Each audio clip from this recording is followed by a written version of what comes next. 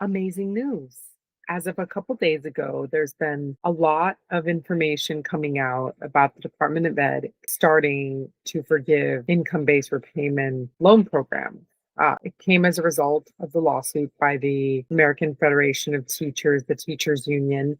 And this video is going to be a breakdown of who is receiving forgiveness. If you choose to opt out, there's a deadline of October 21st. Is this right for you? Obviously, we do not recommend opting out of forgiveness. We'll talk about that. And of course, other news. So just details of what is happening with the forgiveness if you're in income-based repayment, and then options if you are on other plans. And of course, I also want to talk about today coming out in the news has been a lot of information on the Trump administration trying to sell the student loan portfolio. I want to talk a little bit about how likely that is. A little spoiler alert, I think very unlikely, and I'm going to explain with my knowledge of finance why I believe that is true. So first and foremost, let's dive in right away. I know I've talked about forgiveness being on pause. There are people who have been paying for years, even decades, and they anticipated getting their student loans forgiven. The Department of Ed has just started sending out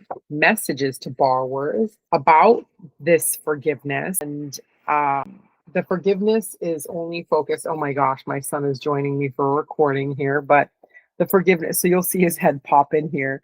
You'll see the forgiveness under income-based repayment. The Department of Ed is going to resume forgiving payments after they've been on months-long pause. Some people did receive forgiveness earlier in the year or the end of last year for those who have made 20 to 25 years of payments. However, there's a lot of people in public service loan forgiveness as well. And so there's about 75,000 people who qualify for forgiveness is what the American Federation of Teachers has projected, and other think tanks as well in the pool of applicants who are qualified for forgiveness. So now let's talk about the October 21st timeline to opt out. And people opt out mainly for tax reasons. So if your state is charging income taxes for that forgiveness, especially if you're not public service qualified, you should find out what that tax amount is for your state. And if you opt to not get your loans forgiven,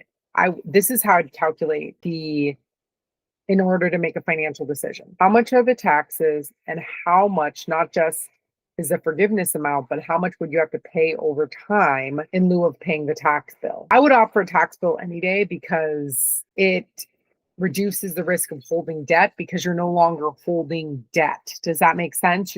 You owe a tax bill, but it's no longer debt you owe in your name. So that to me seems like, unless you're going to get into a bunch of tax debt. So I would calculate what is the tax implication over how much you would pay over the remaining number of years if you don't get forgiveness now.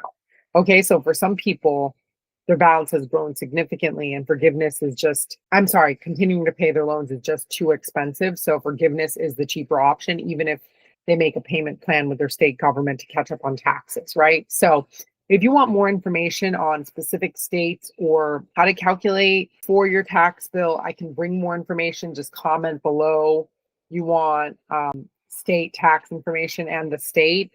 And maybe I can make an entire video on what states will charge state taxes and how you would consider calculating your tax bill. Happy to do that as well. I'm happy to get into as many nitty-gritty details on taxes as people want me to. Again, I'm not a tax expert. I'll just research general guidance on student loans specifically, and then I will talk about what I find. It's for informational purposes. Again, I'm not a CPA. I like to make that disclaimer. Okay, now the third part of this segment is why is it only income-based repayment? Like I mentioned in the beginning of the video, why is there no forgiveness on SAVE, Pay As You Earn, ICR? Is because number one, SAVE hasn't been long enough to have SAVE forgiveness, but the other plans are paused because they are not congressionally legislated to offer forgiveness. So they're being legally challenged, and that was where the pause is. I'm not going to make this a projection video.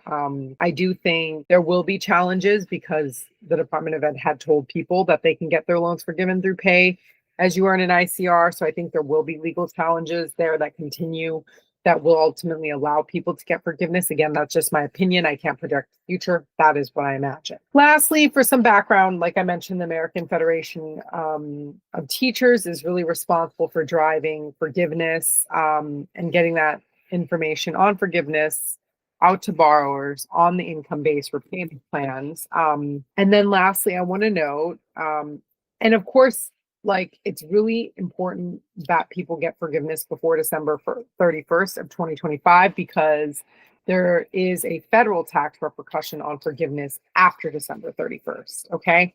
So what should you do if you're a borrower? You should check your inbox. If you tried to apply for forgiveness, check your inbox for a email from the Department of Education, confirm your payment counts, don't opt out of forgiveness unless you think the state taxes are going to be extremely overwhelming. Again, do not delay in making a decision. In fact, if you don't make a decision by October 21st, the government will assume you are okay with forgiveness. If you have questions, contact your servicer immediately.